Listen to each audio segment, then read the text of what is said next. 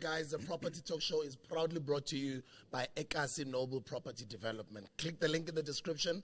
It'll take you to the Property Talk Show's own specific YouTube channel. We want you to subscribe there as well. The same way we incubated the virtual Mkuku with Panyo from here, we're doing the same thing with the Property Talk Show, and it is proudly brought to you by Ekasi Noble Property Development. Sorry. Shout out to them, actually.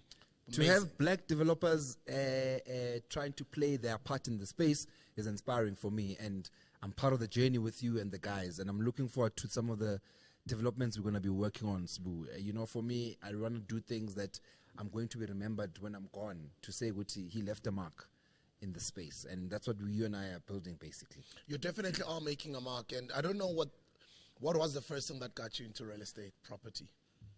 I've always wanted to be in property. From as young as I was 10 years old. I remember the last time I was here to talk to you, I spoke to you about how I used to walk around the cars. And I used to marvel at corner houses. And I said to myself, one day I'll own a corner house. And I do own a corner house now. My main residence is a corner house. And for me, that's what it's about. It starts somewhere. The bug hit me at a very young age. And of course, I needed to gain experience in other spaces. In corporate, I did my stint in corporate for about 10 years. Then I did my stint in production. You know, I ran a production company with other partners. And I then decided, I need to get into real estate. You know, I told you last time, when I was diagnosed with meningitis, there was a wake-up call for me. After spending 7 days in hospital, I realized that real estate is my calling. It's my gift. And I've been in the space for 7 years now. Created a reality makeover show.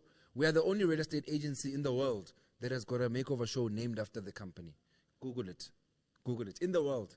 There's no other show in the world called Mzansi Cruise Makeover or whatever the company name is. And for us to take pride in that, that means we are pioneers.